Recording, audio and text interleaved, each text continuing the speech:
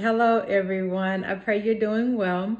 I decided to do the lessons from a 6-year-old on video because I had some exciting things I wanted to share with you all. And I guess it's even an addition to that lessons from a 6-year-old, just life nuggets from this week. So let's start with the lesson. The earlier this week, we're having dinner, and Kendra got up from the table, and Ellis, the 6-year-old, he asked his dad, he said, when is your next day off? And Kendra didn't immediately respond. And with Ellis, he usually is trying to lead you somewhere. So sometimes it's nice to give a pause. And so right after that, Ellis was like, why don't you just quit your job if you don't like it? And Kendra's like, where did you get that from? And it's like, you're saying it all the time. You're always saying, I don't want to go to work. And, you say it all the time. But then Kendra's like, yes, you said 1, 2, 3, 4, 5. She kind of chimed in with that, just saying how often he says something about not wanting to go to work. And it made me think about what we say to our inner child. What are the things that we're saying that's making us believe something that's different than what we actually truly feel or believe. And so my husband, he actually loves his work. He loves to be able to make an impact and to change people's lives. But with that, you get frustrated, you get tired. And so you make these remarks that I don't want to go, I don't want to do. And so we do that in life. We get emotional, we get tired, situations get us frustrated. And we start saying certain things about ourselves, about our certain situations, about our relationships. But if we say them enough, our inner child, that inner part of us, begins to believe it and begins to respond to that. And so I just want to encourage you all to watch what you're saying to yourself in your time, even if it's because you're frustrated, because you're tired, because of whatever. Pay attention to what you're saying to yourself. And because if you say it enough, you may start to believe it. That inner child in you may start to believe just that thing that you keep saying. And for me, one of those things that I had started to say to myself, and honestly, at the get, I didn't believe it. People would say, always call me shy.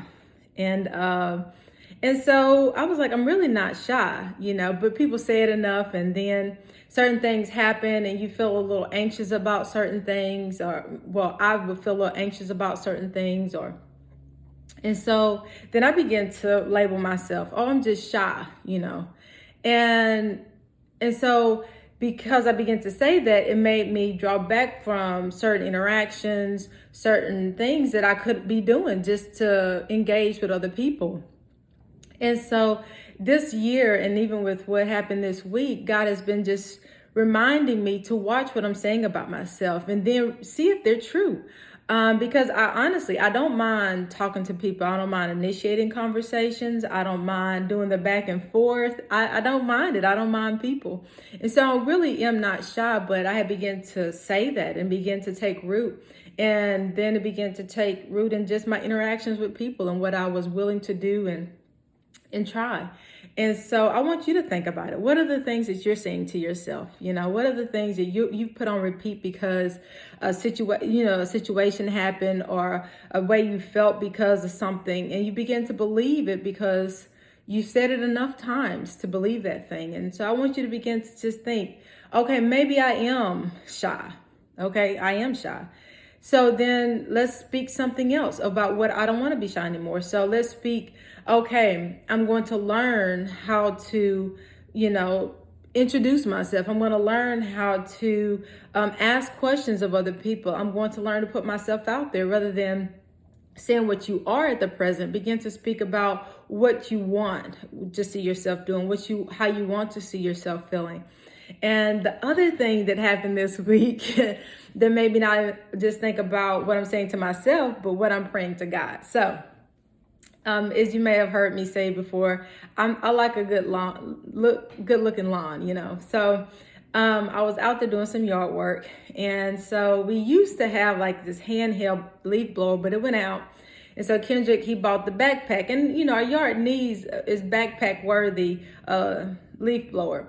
So, with the backpack, you may not know, but with the backpack leaf blower, it takes a little bit more doing than just pushing the button. So you have to prime this, pull this, make sure this is open, make sure this is closed, all this other stuff. So I went through the steps, put it on, I go out and I, blow some things, blow some leaves, blow the lawn.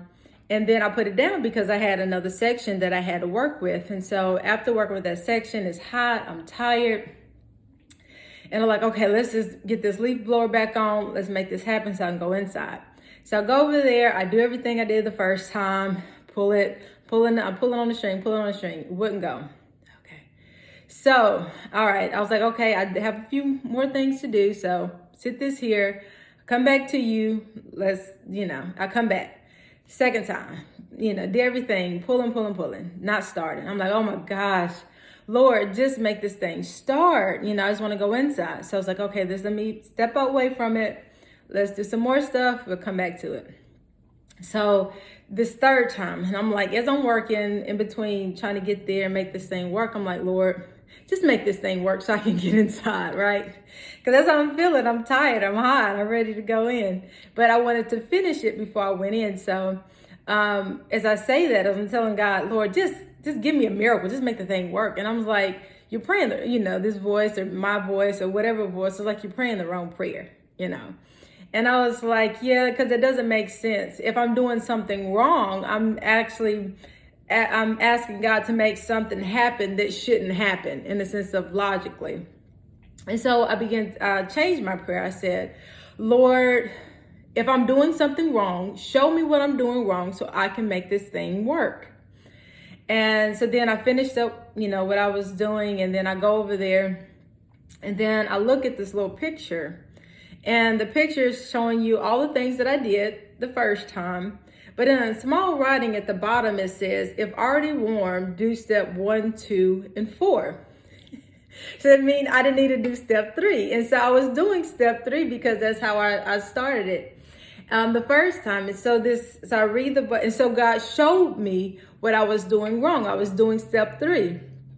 And so I do step 1, 2, skip 3, do step 4. It goes, all right, praise the Lord, And so I finished my yard work. So I just want to also encourage you to not only think about what you're saying to yourself, think about what you're asking God and talking to God about, because some of the things we're asking God for and talking to God about, they're not logical. We're asking for things that are not within reason. They're not within his will. They're not within his purpose. They're not the best thing for us.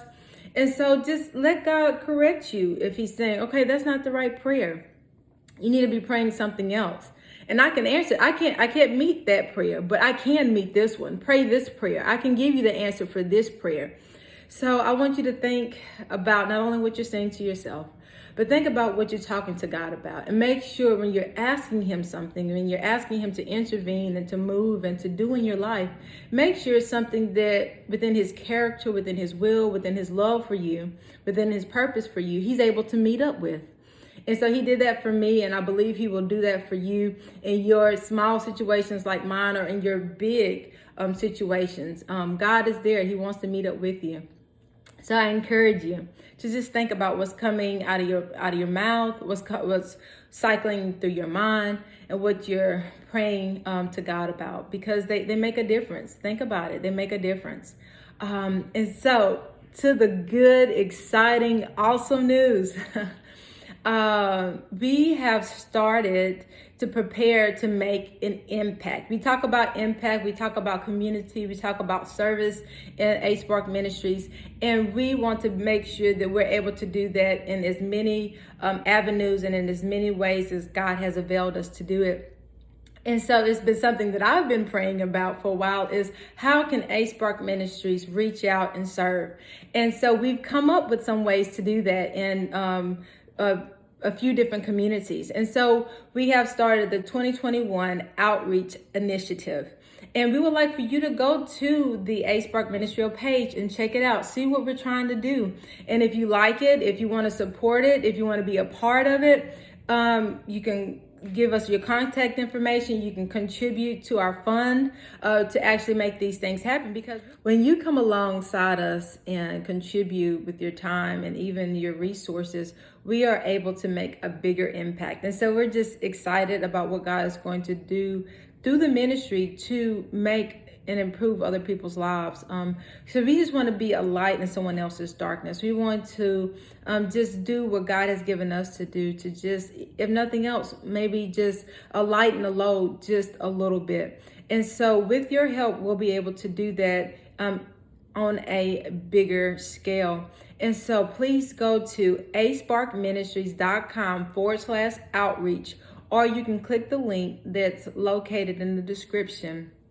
And so I was just saying, we're just excited about it. We want to see what God's going to do with it. We're asking for your prayers. We're asking for your support. And we're just grateful for all that you are doing, the support, the shares, the likes, the encouraging words. We appreciate what you do to help encourage us in ministry. So I pray that you all have a wonderful Friday, a blessed week, and just God just prepares your minds and hearts for the season to come. We love you all. You be blessed.